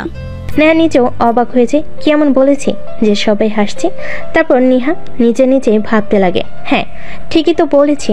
নেহা ভাবতে দেখে সাথে নেহার কাঁধে হাত রেখে বলে, আরে ভয় পেতে হবে না, যা এখন ছেলেটাকে কোথায় আছে গিয়ে নিয়ে আয়। ও তো ঢাকা শহরের কিছুই চেনে না, আবার হারিয়ে না যায়। তারপর নেহা ফ্ল্যাটের বাইরে এসে স্বাধীনকে খুঁজতে লাগে। অন্যদিকে নেহার বান্ধবীরা ঘর পরিষ্কার করতে লাগে। বাইরে এসে দেখে স্বাধীন একটা গাছের নিচে বসে আছে আর কি যেন ভাবছে। নেহা পাশে গিয়ে বসতে স্বাধীন পাশ ফিরে তাকিয়ে দেখে নেহা। সরি তোকে ভুল বোঝার জন্য, আসলে আমারই ভুল ছিল। কিন্তু আপু আমাদের মধ্যে কিছুই হয়নি। আপনি মাঝপথে গিয়ে অজ্ঞান হয়ে গিয়েছিলেন আর আমি স্বস্তির নিঃশ্বাস ফেলে আপনাকে খাটের উপর শুয়ে দিয়ে আমি পাশে ঘুমিয়ে পড়েছিলাম। অনেক ক্লান্ত ছিলাম তাই। সত্যি বলছিস তুই? হা হা, এক সত্যি তিন সত্যি। আর যদি আপনার সঙ্গে কিছু হতো তাহলে তো আপনি বুঝতেই পারতেন, তাই না? তারপর নেহা ভাবতে লাগে, হ্যাঁ স্বাধীন তো ঠিকই বলেছে। যদিও আমার সঙ্গে উল্টাপাল্টা কিছু করে তাহলে তো আমার শরীরে ব্যথা হয়ে থাকবে, কিন্তু কোনো ব্যথা নেই, শরীরে কোনো পরিবর্তন নেই। আসলে তোকে ঘুম থেকে উঠে দেখে অবাক হয়ে গেছিলাম, রেগে লাথি দিয়েছিলাম। সরি, চল এখন রুমে। সরি বলতে হবে না। আর আমি বুঝতে পেরেছিলাম আপনি আপনার ভুল বুঝতে পারলে আসবেন। আর আপনি ছাড়া আমার এই পৃথিবীতে কেউ নেই আপু। কথাটা বলি স্বাধীন কান্না করতে যাবে, এর আগেই নেহা আজ স্বাধীনের কাঁধে হাত রেখে বলে, সরি তো বলছি, তারপরও এমন করছিস কেন? চল, আর কখনোই তোকে ভুল বুঝবো না। তারপর নেহা স্বাধীনকে নিয়ে ফ্ল্যাটে চলে যায়। ফ্ল্যাটে ঢুকতেই নেহার বান্ধবীরা চলে যায়। নেহা ওয়াশরুমে গিয়ে গোসল করে নেয়। বাইরে এসে পোশাক পরিবর্তন করে বাইরে আসে, দেখে স্বাধীন টেবিলে খাবার রেখে দিয়ে বসে আছে। আপু আসুন বসুন, আমি রান্না করেছি আপনার জন্য, খেয়ে তারপর না হয়ে যাবেন। আর ওই আপুগুলো কোথায় গেল? তোমাদের না বললাম আমি রান্না করব, আপনারা খেয়ে যাবেন, কিন্তু চলে গেল যে? আরে ওরা বাসায় চলে গেছে, আর আমাকেও যেতে হবে। ওয়েট, খাবার খেয়ে তারপর যাই। তারপর নেহা আর স্বাধীন দুজন মিলে খাবার খেতে লাগে। খাওয়া দাওয়া শেষ করে যাবার সময় নেহা বলে, নতুন পোশাক পরে রেডি হয়ে থাকবি, একটু পর আমি তোকে ফোন করলেই নিচে যাবি, তারপর তোকে নিয়ে কলেজে যাব। ঠিক আছে আপু। তারপর স্বাধীনের কাছ থেকে নেহা চলে যায়। বাসে গিয়ে দরজায় কলিং বেল দিতে কাজের মেয়ে এসে দরজা খুলে দেয়। নেহা তার রুমের দিকে যেতে যাবে, ঠিক তখনই বসার রুম থেকে নেহার বাবা বলতে লাগে, নেহামা এদিকে আয়, তোর সঙ্গে কিছু কথা বলার আছে। হ্যাঁ বাবা বল। হ্যাঁ বাবা বলো, আমাকে আবার কলেজে যেতে হবে। দেখ মা, তুই আমাদের আদরের একমাত্র মেয়ে, তোকে কখনো এমন কোনো কথা বলিনি যাতে তুই কষ্ট পাস। যখন যা চেয়েছিস তাই দিয়েছি, কিন্তু দিন দিন তোর ব্যবহার কেমন যেন হয়ে যাচ্ছে, আমার একদমই ভালো লাগছে না। আমি ভালো করে জানি বন্ধু বান্ধবীদেরকে নিয়ে আনন্দ ফুর্তি করার বয়স এইটা তোর। তোরা একটা ফ্ল্যাট কিনেছিস সব বান্ধবীরা মিলে, ওইখানে গিয়ে আড্ডা দিস, কিন্তু ইদানিং তোর সঙ্গে নাকি একটা ছেলেকে দেখা যাচ্ছে। তুই আমাদের কলেজে গিয়ে তাকে ভর্তি করে দিয়েছিস। প্রিন্সিপাল স্যার ওকে ভর্তি করতে চাচ্ছিল না, তারপরেও তুই জোড়াজোড়ি করে ভর্তি করে দিয়েছিস। নেহা তার বাবার কথা শুনে হকচকিয়ে ওঠে, আমতা আমতা করে বলতে লাগে, বাবা কে বলেছে তোমাকে? হ্যাঁ, আমরা একটা ফ্ল্যাট নিয়েছি এটা সত্যি, কিন্তু একটা ছেলেকে নিয়ে কই আমি করছি। কলেজে নিয়ে গিয়েছিলাম যে ছেলেটাকে, ওইটা হচ্ছে আমার ফ্রেন্ডের ছোট ভাই, ওকে কলেজে ভর্তি করে নেই প্রিন্সিপাল স্যার, তাই রেগে নিয়ে গিয়েছিলাম আমার সঙ্গে। ঠিক আছে, আমি এই বিষয় নিয়ে প্রিন্সিপাল স্যারের সঙ্গে কথা বলছি, আর তোমাকে যেন আর ওই ছেলেটার সঙ্গে না দেখা যায়। ঠিক আছে বাবা। তারপর নেহা তার বাবাকে জড়িয়ে ধরে গালে একটা চুমু দিয়ে রুমে চলে যায়। রুমের ব্যাগে বই নিয়ে বাইর হয়ে আসে। তার বাবার কাছ থেকে বিদায় নিয়ে সোজা চলে যায় তাদের ফ্ল্যাট বাড়ির সামনে। স্বাধীনকে ফোন দিতে নিচে নামে আসে। স্বাধীনকে দেখে নেহা তৃতীয়বারের মতো ক্র্যাশ খায়। আমার জুনিয়র জামাই দেখছি দিন দিন অনেক কিউট হচ্ছে, আল্লাহ জানে কত পেতনি ওর দিকে নজর দিবে। আজ সবাইকে একদম শেষ করে ফেলবো। যদি কেউ খারাপ দিকে তাকায়, দু একদিন আগে কিংবা পরে হোক, ওকে আমি মেনে নেবই। থাক নেহা, কি ভাবছিস এসব? তোর সঙ্গে কখনোই ওর যায় না। আপু চলো, কি ভাবছো? আমি কখন গাড়িতে উঠে বসেছি, কলেজের সময় তো পেরিয়ে যাচ্ছে, চলো। তারপর নেহা স্বাধীনকে নিয়ে চলে যায় কলেজের দিকে। কলেজে গিয়ে পার্কিং লটে গাড়ি রেখে স্বাধীনকে তার ক্লাসরুম দেখিয়ে দেয়। তারপর নেহা তার বান্ধবীদের সঙ্গে কি আড্ডা দিতে লাগে। স্বাধীন মনোযোগ দিয়ে ক্লাস করতে লাগে। ক্লাস করা শেষ হলে কলেজ ঘুরে দেখার জন্য বাইরে আসে। দেখে নেহা তার বান্ধবীদের সঙ্গে একটা গাছের নিচে বসে আড্ডা দিচ্ছে। স্বাধীন গিয়ে পাশে দাঁড়াতে নেহার বান্ধবী সাথী বলে ওঠে, কি রে নেহা, একদম দেখি আমাদের জুনিয়র দুলাভাইকে চেঞ্জ করে ফেলেছিস। গ্রাম থেকে কি নিয়ে এসেছিলি আর কি বানিয়ে ফেলেছিস। এখন তো তোকে দেখে অনেক হিংসা হচ্ছে আমার। তুই যাই করিস, ডিভোর্স দিলে আমার কাছে তুলে দিস, ওকে? আমি বিয়ে করে নেব, তারপর আমাদের কিউট কিউট কয়েকটা বাচ্চা হবে ওর মতন। সাথীর কথা শুনে নেহা নিজের অজান্তে সাথীকে একটা থাপ্পড় দিয়ে ওঠে। কি রে, তোর ক্লাস নেই? বাইরে দিয়ে করছিস কেন? হ্যাঁ আপু, ক্লাস আছে, কিন্তু কলেজটা দেখার জন্য বের হয়েছি। আচ্ছা তোমরা আড্ডা দাও, আমি কলেজে দেখি। হ্যাঁ ঠিক আছে, যা ঘুরে দেখ কলেজটা, কিন্তু হ্যাঁ একটা কথা মনে রাখবি, একদমই মেয়েদের দিকে তাকাবি না আর মেয়েদের সঙ্গে কথা বলবি না। স্বাধীন মাথা দিয়ে হ্যাঁ জানে। তারপর নিজে নিজে পুরো কলেজটা ঘুরে দেখতে লাগে। কলেজ দেখা শেষ হলে স্বাধীন তার ক্লাসরুমে গিয়ে আবার ক্লাস করতে লাগে। দেখতে দেখতে কলেজের সময় শেষ হয়ে যায়। কলেজ ছুটি দিলে স্বাধীন ক্লাসরুমের বাইরে এসে সোজা কলেজ গেটের বাইরে দাঁড়িয়ে থাকে। নেহার অপেক্ষা করতে লাগে, কিন্তু নেহার কোনো নাম গ্রন্থ পায় না। ঠিক তখনই তার ফোন করে নেহা। আপু কই আপনি? আর কতক্ষণ ধরে এখানে দাঁড়িয়ে আছি, আপনার তো কোনো দেখাই পাচ্ছি না। বান্ধবীদের সঙ্গে রেস্টুরেন্টে চলে এসেছি। তুই একটা কাজ কর, তোকে আগামীকাল কিছু টাকা দিয়েছিলাম না, ওই টাকা দিয়ে সোজা বাসায় চলে যাবি। এদিক ওইদিক একদমই ঘোরাফেরা করবি না। আর রাস্তা তো চিনিস না, চিনলে রিক্সাওয়ালাকে আমাকে বললেই তোকে নিয়ে যাবে। ঠিক আছে। আর আপনি কি ফ্ল্যাটে যাবেন না? না, বাসায় যাব। ও তো তোর সঙ্গে থাকলে মা বাবা সন্দেহ করতে পারে। রাখি এখন, আর কোনো সমস্যা হলে আমাকে ফোন করিস। তারপর স্বাধীন গাড়ির জন্য অপেক্ষা করতে লাগে, কিন্তু কোনো রিক্সা ফাঁকা পায় না। এক পর্যায়ে একটা রিক্সা ফাঁকা দেখতে পায়। স্বাধীন রিক্সাওয়ালাকে ডাক দিয়ে দেয়। স্বাধীনের সামনে এসে দাঁড়িয়ে রিক্সা উঠতেই স্বাধীনের সঙ্গে একটা মেয়ে উঠে পড়ে। এই কে আপনি? আর রিক্সা দাঁড় করিয়েছি, আমি যাব, আপনি কেন উঠে বসলেন? হাই, আমি তিথি। আমি আর তুমি একই ক্লাসে পড়ি। তোমাকে আজকে দেখেছি, আমার বেস্ট ফ্রেন্ড হতে পারি। আর তুমি যেদিকে যাবে ওইদিকে আমার বাসা। তো প্লিজ রাস্তায় নামিয়ে নিও, কোনো রিক্সায় ফাঁকা পাচ্ছি না। কি করব আর বলো, বাসায় যেতে হবে তাড়াতাড়ি। তাহলে তুমি চলে যাও, আমি আরেকটা রিক্সা দাঁড় করে না হয় যাব।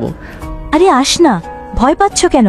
আমি তো আর তোমাকে খেয়ে ফেলছি না। তারপর রিক্সাওয়ালা মামাকে স্বাধীন বলতে যেতেই লাগে। মেয়েটার সঙ্গে টুকটাক কথা বলতে লাগে স্বাধীন। অন্যদিকে নেহা আর তার বান্ধবীরা রেস্টুরেন্টে খাওয়া দাওয়া করছিল। ঠিক তখনই রেস্টুরেন্টের সামনে দিয়ে একটা মেয়ের সঙ্গে রিক্সায় করে যায়। এটা নেহার চোখের আড়াল হয় না। নেহা রেগে তার হাতে থাকা গ্লাসটা ভেঙে ফেলে। এটা দেখে নেহার বান্ধবী বলে, কি রে, কি ব্যাপার, কি হয়েছে তোর? এত রেগে গেলি কেন হঠাৎ করে? আরে কই রেগে গিয়েছি, বাসায় যেতে হবে, তোরা থাক। আরে খাবারটা অন্তত খেয়ে যা। বাসায় যাওয়ার জন্য এত তাড়াহুড়ো লাগিয়েছিস কেন? একটা ইম্পর্ট্যান্ট কাজ আছে, তাই বাসায় যেতে হবে। ভাই তোদের সঙ্গে পরে কথা হবে। তারপর নিহার রেস্টুরেন্টের বাইরে এসে গাড়ি স্টার্ট দিয়ে যেতে লাগে। রাস্তাতে স্বাধীন আর মেয়েটাকে দেখে ওদের পিছু পিছু আসতে লাগে। এক পর্যায়ে স্বাধীনের শরীরের ওপর বারবার কথা বলতে বলতে মেয়েটা এটা ওইটা দেখে, আরও অনেক রেগে যায়। আর নিজেকে কন্ট্রোল করতে না পেরে নেহার জোরে গাড়ি চালিয়ে সোজা ফ্ল্যাটে এসে দরজা খুলে রুমে গিয়ে বসে থাকে। অন্যদিকে স্বাধীন মেয়েটার সঙ্গে পরিচিত হতে লাগে। এই অল্প কিছুক্ষণের মধ্যে স্বাধীন বুঝতে পেরে যে মেয়েটা অনেক মিশুক। তারপর মেয়েটা তার বাসার কাছে আসতে রিক্সা থেকে নেমে যায়। স্বাধীনকে বাই জানিয়ে তারপর রিক্সা যেতে লাগে তার আপন গতিতে। বাসার সামনে আসতে রিক্সাওয়ালাকে ভাড়া দিয়ে ভিতরে প্রবেশ করে। তারপর ভিতরে ফ্ল্যাটের দরজা খুলে ভিতরে ঢুকে পড়ে। রুমে গিয়ে ব্যাগ রেখে পাশে তাকিয়ে দেখে নেহা তার দিকে অগ্নিদৃষ্টি নিক্ষেপ করে তাকিয়ে আছে। স্বাধীন এইটা দেখে রীতিমতো ভয় পেয়ে যায়। আরে আপু তুমি না বললে যে আসবে না? তোমার বাসায় যেন কি কাজ আছে, কিন্তু এখানে যে কি হয়েছে? কিছুই হয়নি, বাট ওই মেয়েটাকে আর তোকে কি বললাম আমি যে কোনো মেয়ের সঙ্গে কথা বলবি না, তারপরও আমার কথা অমান্য করলি কেন? ও তুমি তিথির সঙ্গে দেখেছো? ও ও তো আর আমি একই ক্লাসে পড়ি, আজকে ওর সঙ্গে পরিচয় হলো। মেয়েটা অনেক মিশুক। ও আচ্ছা, তাই একদিনের মধ্যে বান্ধবী বানিয়ে ফেললি, আর কিছুদিন গেলে তো গার্লফ্রেন্ড বানিয়ে ফেলবি। কি বলছো এগুলো তুমি আপু? নেহা নিজের রাগকে আর কন্ট্রোল করতে না পেয়ে দৌড়ে স্বাধীনের কাছে এসে ওর গলা চেপে ধরে দেওয়ালের সঙ্গে দু হাত দিয়ে নেহার কাছ থেকে ছাড়া পাওয়ার আপ্রাণ চেষ্টা করে। আপু প্লিজ ছেড়ে দাও, আমার অনেক ব্যথা লাগছে। ব্যথা লাগার জন্যই তো আমি ধরেছি। আর কোনো মেয়ের সঙ্গে একটা রিক্সা করে যাওয়া আসা করবি? তুই কোনো মেয়ের সঙ্গে কথা বলবি না আর। না আপু প্লিজ, তুমি এবারের মতো ছেড়ে দাও, আর কোনো মেয়ের সঙ্গে কথা বলবো না আমি। স্বাধীনের কথা শুনে নেহা ছেড়ে দেয়।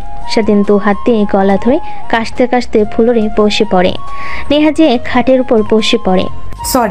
সরি বলতে হবে না, আমি তো তোমার কেনা গোলাম। তুমি যখন যা করবে মুখ বুঝে সহ্য করতে হবে। থাকতে দিয়েছো, খেতে দিয়েছো, লেখাপড়া করতেও দিয়েছো, আর তুমি আমাকে মারবে সামান্য বিষয় আমি কিছুই মনে করিনি। আসলে ছোট থেকেই আমার একটা বদ অভ্যাস আছে যে আমার কথা শোনে না, তার প্রতি আমার অনেক রাগ হয়। তোকে বলেছি না মেয়েদের কাছ থেকে দূরে দূরে থাকবি, কিন্তু তুই তো উল্টা আমার কথা বড় ক্লাবই করেছিস, তাই রে তোকে মেরেছি। সরি। আচ্ছা আমি অন্য মেয়েদের সঙ্গে কথা বললে তাই আপনার কি? আপনি তো আপনার বন্ধুদের সঙ্গে বসে আড্ডা দেন, আমি তো কিছু বলি না। আমি তোর বিয়ে করা স্ত্রী, এই কথাটা হয়তোবা তুই ভুলে যাচ্ছিস বারবার। না আপু ভুলে যাচ্ছি না, কিন্তু তুমি তো আমাকে সেই অধিকার দাওনি। তুমি তো আগেই বলে নিয়েছো কখনো তুমি আমাকে মানতে পারবে না, তাহলে এখন এই কথা বলছো কেন? বাদ দাও, তুমি যেহেতু বলেছো কোনো মেয়েদের সঙ্গে কথা বলবো না আর আমি। ঠিক তখনই নেহার ফোন আসে। নেহা ফোনটা হাতে নিয়ে দেখে তার বাবা ফোন করেছে। রুম থেকে বের হয়ে রিসিভ করে নেহা। তার বাবার সঙ্গে কথা বলে নেহাকে তার বাবা তাড়াতাড়ি বাসায় যেতে বলে। তারপর নেহা বাসায় চলে যায়। স্বাধীন ভাবতে লাগে, আচ্ছা বুঝতে পারছি না আপু আমার সঙ্গে কেন অন্য মেয়েকে দেখতে পায় না। আমাকে দেখে সাথী আপু যখন ভালো মন্তব্য করে তখন নেহা আপু ওই রকম করে কেন? নেহা আপু আমাকে ভালোবেসে ফেলেছে ধীরে ধীরে। দেখো কি ভাবছি আমি, উনি কোথায় আর আমি কোথায়। হয়তোবা আমাকে শাসন করে যেন আমি অল্প সময়ে মেয়েদের পাল্লায় না পড়ি, মেয়েদের কাছ থেকে দূরে থাকতে হবে আমাকে। নেহা বাড়ি থেকে বসার রুমে গিয়ে দেখে অনেক মানুষ বসে আছে। নেহা কাউকে চিনতে পারে না। তারপর নেহার মা নেহাকে নিয়ে নেহার রুমে চলে যায়। তারপর বলে, মা এই শাড়ি আর গহনা পরে সুন্দর করে সেজে বাহিরে আয়। কিন্তু কেন? তোর বাবা তোর এক বন্ধুর ছেলের সঙ্গে তোর বিয়ের কথা বলেছে, তাই তারা তোকে দেখতে এসেছে। তাই তোকে ফোন করে তোর বাবা তাড়াতাড়ি আসতে বলল। আর বাবা যে বলল তুমি নাকি অসুস্থ, তাহলে এটা কি মিথ্যা কথা? আরে তোকে আমার অসুস্থতার কথা না বললে তো আর আসতি না, তাই তোকে মিথ্যা কথা বলেছে তোর বাবা। এখন তাড়াতাড়ি রেডি হয়ে আয়, অনেকক্ষণ হলো তারা বসে আছে তোকে দেখার জন্য অধিক আগ্রহে। এখন বাইরে গিয়ে তুমি বাবাকে বলবে আমি এই বিয়ে করতে পারবো না। কিন্তু কেন? অনেক ভালো ফ্যামিলি, তোর বাবার বন্ধু প্লাস বিজনেস পার্টনার, অনেক ভদ্র আর নরম একটা ছেলে। আমরা তো সবাই রাজি, তোর বাবা অনেক খুশি। কিন্তু আমি না লেখাপড়া শেষ করব, নিজের পায়ে দাঁড়াবো, তারপর আমি বিয়ে করব, এর আগে না। সাফ সাফ করে তোমাকে বলে দিলাম। দেখ মা, তোর বাবা তো অনেক রাগী, এটা তো তুই জানিস। তোর বাবার মাথায় রাগ উঠলে কিন্তু তাকে কন্ট্রোল করা যায় না। এখন এত কথা না বলে তাড়াতাড়ি রেডি হয়ে নিচে আয়, তারপর না হয় বিষয়টা নিয়ে আলোচনা করা যাবে। এখন তো তোর বাবার মান সম্মান রক্ষাতে আয়। যাও, আসছি, শুধুমাত্র তোমার কথাতে। কিন্তু আমি বিয়ে করতে রাজি, কিন্তু নয়। লক্ষ্মী মা আমার, আয়। শাড়ি আর গহনার দিকে তাকাতে স্বাধীনের কথা মনে পড়ে, আর ছেলেটার সঙ্গে একদমই বেশি বেশি করা হয়ে গিয়েছে। তারপর শাড়ি আর গহনা পরিধান করে নেয়। তারপর সিঁড়ি দিয়ে নিচে নেমে বসার রুমে এসে বসে পড়ে। বিআই সাহেব, আপনাকে তো বললামই আমার মেয়েকে দেখলে রিফাত বাবা আর না করতে পারবেন না।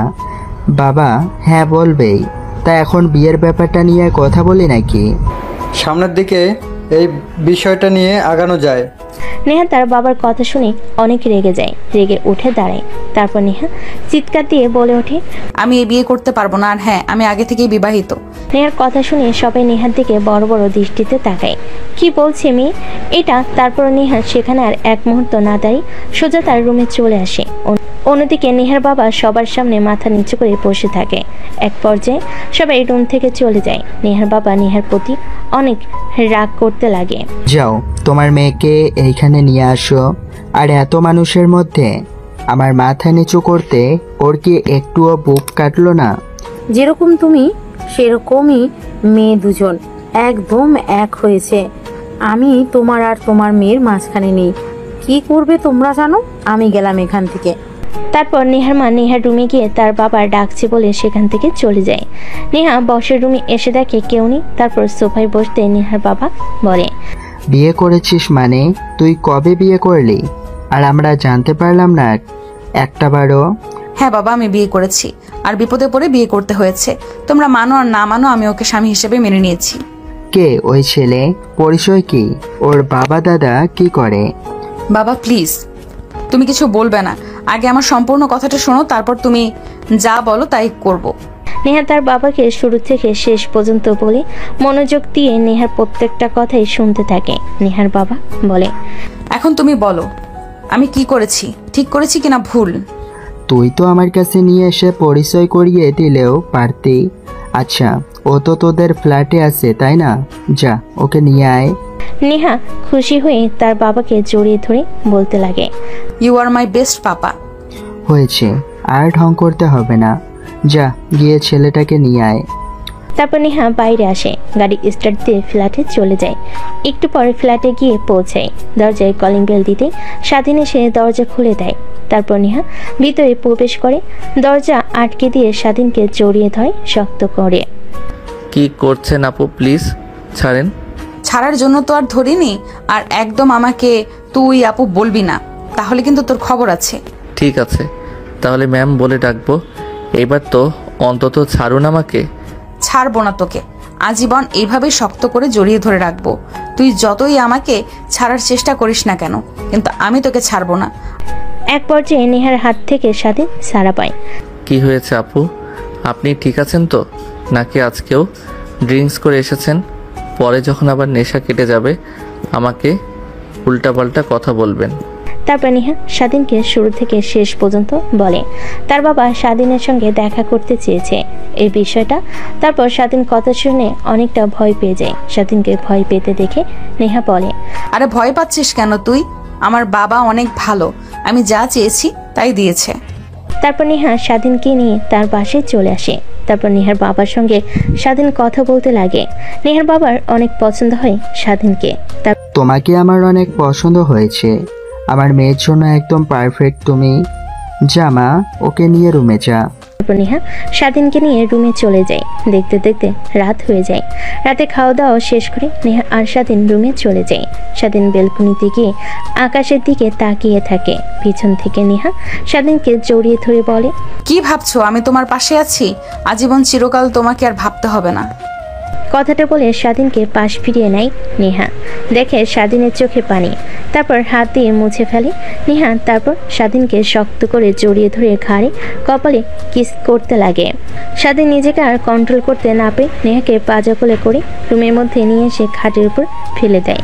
লাইট অফ করে ঝাঁপিয়ে পড়ে নেহার উপরে। বাকিটা ইতিহাস, সেটা আপনাদের না জানলেও চলবে।